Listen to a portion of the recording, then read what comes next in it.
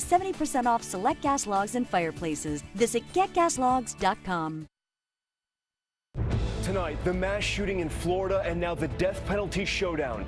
Lawyers for Nikolas Cruz offering a guilty plea to avoid the ultimate punishment. But prosecutors say the death penalty was made for a case like this. Also, the new trail of clues, the long list of behavioral disorders outlined in his child welfare report. Demanding action, shock and mourning turning into outrage, students leading the way. It's time for victims to be the change that we need to see. Asking why the attacker was allowed to have a gun. Winter storm threat, more than 40 million people in its path.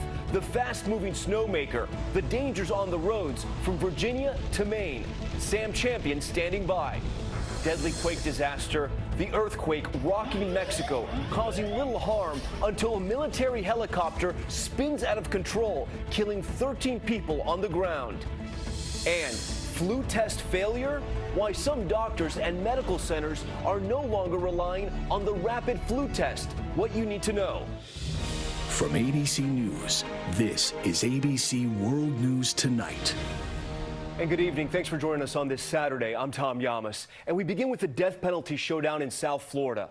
Lawyers for the suspect in the mass shooting at the high school in Parkland trying to save his life, offering to exchange a guilty plea for life in prison. The prosecutors saying this is a death penalty case. And tonight, the long list of behavioral disorders revealed in his child welfare report. That report, just one more red flag warning that was missed, adding to the pain of the families of the victims. ABC's Adrian Bankert starts us off from Parkland, Florida. Tonight, no deal. Attorneys for Nikolas Cruz offered to have their client plead guilty to avoid the death penalty and spare the community a painful legal battle. But there's pushback from the prosecution, who says it's too early, and this is the type of case the death penalty was designed for. The public defender fighting for Cruz's life tells ABC this. Put this man in prison for the rest of his life. Whether you kill him or you give him life, it won't make one more student safe. That debate plays out as new details emerge about the young man who authorities say confessed to killing 17 people at this Florida high school. This is a yearbook photo of Cruz in middle school. Classmates who knew him then say he was troubled. I feel like he was just alone and off. There was something off about him. And now a disturbing, newly revealed report from the Department of Children and Family Services. It says Cruz cut himself in September of 2016, sharing video of his wounds on Snapchat and saying he wanted to get a gun. This kid, in his own way, was screaming out in every way that the mind knows how to scream out. The DCF report, first obtained by the Sun-Sentinel and confirmed to ABC News by the public defender, also shows that Cruz had a history of autism, ADHD, depression, and was on medication, which Cruz's public defender tells us he stopped taking. His attorney also detailed Cruz's alleged cruelty to animals, all red flags of impending violence. Every sign that you're asked to look at was there. This report, the latest in a string of what appear to be missed warning signs. The FBI admits they dropped the ball when a tip came in January 5th about the alleged shooter's desire to kill. The agency didn't follow up. Now they're apologizing. And in September, a YouTube blogger alerted the FBI to a user with the name Nikolas Cruz, posting on the channel, "I'm going to be a professional school shooter." The FBI investigated but turned up nothing. And over the past few years, the sheriff says they responded to 20 calls regarding Cruz. All of this concerning for the victims and their families, like Debbie Hickson, who lost her husband Christopher in the shooting. The system is broken and it needs to be fixed. Adrian Bankert joining us now from Parkland, Florida tonight. And Adrian, we just heard you say officers visited Cruz 20 times and state agencies were aware of serious mental health issues. And none of that was flagged by the background check when he bought the AR-15. That's right, Tom. Background checks only look for those who have been criminally convicted or have been deemed mentally ill by the courts or have been admitted to a mental institution. And none of those conditions apply to Cruz. Tom? Adrian Bankert starting us off from Parkland, Florida tonight. Adrian, thank you. Now, there in Parkland and across the country, more tributes to the lives lost in the attack, honoring the 14 students who died and the 3 adults who gave their own lives trying to protect them. But for some, the shocking and mourning is turning into outrage. Students leading the way, calling for change. ABC's Victor Okendo is in Parkland again for us tonight.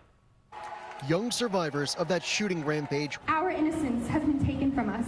one by one, sounding the call for gun control. We know that they're claiming that there are mental health issues, and I am not a psychologist, but we need to pay attention to the fact that this isn't just a mental health issue. He wouldn't have harmed that many students with a knife. Hundreds gathering at a rally not far from where the massacre unfolded. If all our government and president can do is send thoughts and prayers, then it's time for victims to be the change that we need to see. This as President Trump visited the community overnight. What a great job you've done, and we appreciate it very much. Speaking with the sheriff and first responders and meeting with victims at a local hospital. Today, the president tweeting, "Melania and I met such incredible people last night. We will never forget them." As lawmakers are being asked, where does the nation go from here? Florida Senator Marco Rubio without an exact answer. And just because I don't have an easy answer at my fingertips doesn't mean we shouldn't try to find a real answer. His colleague, Senator Bill Nelson, looking to the White House with a direct message for the president tonight. Mr. President, listen to the students, listen to the kids. This is what is aching in their heart, and they want action. Those students, now activists, demanding change, hoping their calls for action will prevent another mass shooting. Every victim deserves this and more. Like, they will never be able to defend themselves again. And I think that we have to do every single thing in our power to try and give them even like a sliver of justice. Those students demanding action, and Victor joins us now from that growing memorial for the victims in Parkland, Florida. Victor, it's still very early in the process, but some are proposing some significant changes to help this community heal. Tom, so many of the students I've spoken with have said the same thing. They're just not sure how they're going to be able to go back to school. But there is one thing that's being discussed that could help with the healing process, and that's tearing down the building where most of the carnage took place and replacing it with a memorial for the victims. Tom? One of the proposals out there. All right, Victor, thank you. And a programming note on This Week tomorrow morning, Martha Raddatz anchoring from there in Parkland, Florida. She'll have the latest on the mass shooting and how these families are coping. We do move on now to the Russia investigation. After 13 Russian nationals and 3 Russian companies were accused of a massive information war on the 2016 election, President Trump tweeting, "The indictment vindicates his campaign." But that conclusion premature for now. Special Counsel Robert Mueller is still hard at work. ABC's Kenneth Moten is in West Palm Beach near Mar-a-Lago. Tonight, President Trump is claiming vindication in the bombshell indictment of 13 Russians accused of meddling in the 2016 election. Tweeting, "Russia started their anti-U.S. campaign in 2014, long before I announced that I would run for president. The results of the election were not impacted. The Trump campaign did nothing wrong. No collusion." A White House spokesman going a step further. There are 2 groups that have created chaos more than the Russians, and that's the Democrats and the mainstream media. Still, investigators are charging the Russians spread fake news on fake social media accounts, started online political groups, and allegedly lured unsuspecting Americans to campaign-style rallies like this one in Florida 3 months before the election. The defendants allegedly conducted what they called information warfare against the United States. And now a superpower war of words. And as you can see with the FBI indictment, the evidence is now really incontrovertible. President Trump's national security advisor at a security conference in Germany. The Russians in the same room, fighting back. Their foreign minister saying, until we see the facts, everything else is just blabber. While this latest indictment does not mention collusion between the Russians and the Trump campaign, it's just one piece of the broader Mueller investigation. The probe is also looking into the 2016 Trump Tower meeting between Donald Trump Jr., Jared Kushner, Paul Manafort, and a Russian lawyer. And there's a possible obstruction of justice investigation. Just because this indictment has no mention of collusion or of knowing participation by Americans doesn't mean it isn't going to happen in the next indictment. All right, let's get out to Kenneth Moten. He's joining us live from West Palm Beach with the president tonight. Now, Kenneth, tonight the president sent out some more tweets pointing to how long the accusations of Russian meddling actually go back. Tom, the president focused on when the alleged meddling started in 2014, long before he announced his candidacy.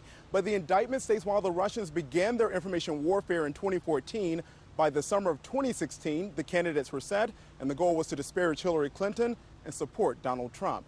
Tom? Kenneth Moten for us. Kenneth, thank you. White House Chief of Staff John Kelly making major changes in how security clearances are handled. It comes after the scandal involving top aide Rob Porter and allegations of domestic abuse.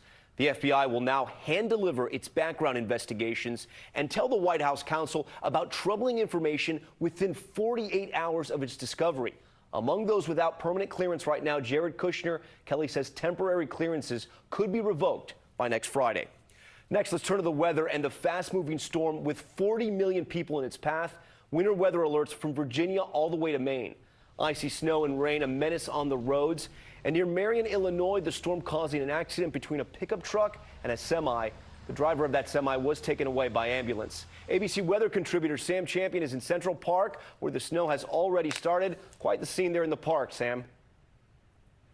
And Tom, as you can see, it's a wet accumulating snow from D.C. north all the way through the early morning hours. Quick radar shot will show you that we've already gone to rain at Reagan National, but Harrisburg, Pennsylvania, reporting 5 inches of snow already. Put this storm in motion. We'll show you how it rolls. Overnight tonight, in the areas of purple, that's where that snow accumulates. Pennsylvania, New York, Connecticut, even into Massachusetts and on into Maine as well. Look at 3 a.m. though. The bulk of the storm is well offshore and we're already into dry air. By 7 o'clock in the morning, this storm is mostly offshore, just a little bit of snow still in Maine. Totals, there will be some areas. We've already got that 5-inch total in those areas in blue. When you're away from the warm water of the coastline, you stay cold overnight. You allow that snow to stay as snow and not mix in. Some of us are going to see more than 5 inches of snow, probably 5 to 8 inches of snow. And Tom, speaking of warmer temperatures, we're 60 or 70 degrees all the way through into the Northeast by the time we get to Tuesday and Wednesday of next week. All right, we look forward to that warm weather. Sam, thanks so much. We want to head overseas now to the deadly aftermath of that earthquake in Mexico. The 7.2 magnitude quake striking fear but causing little damage until a military helicopter surveying the area spun out of control, crashing to earth on top of a bus. Here's ABC's Marcus Moore with the freak accident. Tonight, the horrifying tragedy in the middle of a major earthquake. The Mexican military helicopter carrying high-ranking government officials slamming into vans, killing 13, including 4 children. That chopper dispatched to survey damage from the massive 7.2 earthquake when it went down. All of the deaths, people who fled their homes. A relative of one of the victims says the entire town was without power. People were planning to sleep up there. Friday's earthquake left nearly 1 million homes in Mexico City without power. And south of there, at least 50 homes were damaged. But authorities had said there were no fatalities until the tragic chopper crash. Mexico is still recovering from another large quake last September that left hundreds of people dead and caused widespread structural damage. Tonight, we still don't know what caused that helicopter to crash. That part of the investigation continues. Tom. Marcus, thank you. Next tonight, your money, a 5th Trump administration cabinet-level official under fire for travel expenses. The Secretaries of Health, Treasury, Interior, the EPA, and now Veterans Affairs. VA Chief David Shulkin, the latest to feel the heat over a trip to Europe that included his wife and cost taxpayers $122,000. And that's your money. Here's ABC's Stephanie Ramos. Tonight, the Department of Veterans Affairs Secretary David Shulkin under growing pressure. His chief of staff retiring after accusations she doctored an email to pay for Shulkin's wife to travel on taxpayer dollars. I do recognize the optics of this are not good. I accept responsibility for that. It's not the optics that are not good, it's the facts that are not good. Shulkin's own department says his European trip cost more than $122,000. Shulkin and his wife took the 11-day trip in July. 3.5 days were spent in official meetings. The rest of the time, mostly sightseeing, with stops at Windsor Castle and Buckingham Palace. The report says Shulkin and his wife treated one VA staffer as a personal travel concierge. Wimbledon tickets? Shulkin's wife wrote in an email, high tea, Roman baths in Bath, would want to do baths, not just tour. That's not really what it's about. You know, it's a thing that's a reason we call it public service. It's not personal service. Shulkin isn't the only cabinet member in hot water over travel. Over a 6-month period, EPA Chief Scott Pruitt expensed nearly $200,000, according to documents obtained by an environmental group, including frequent first-class travel. His security team says is for his safety. They place me on the plane where they think is best from a safety perspective. And Tom, we've learned tonight Secretary Shulkin has reimbursed the government for $4,000 of his wife's travel.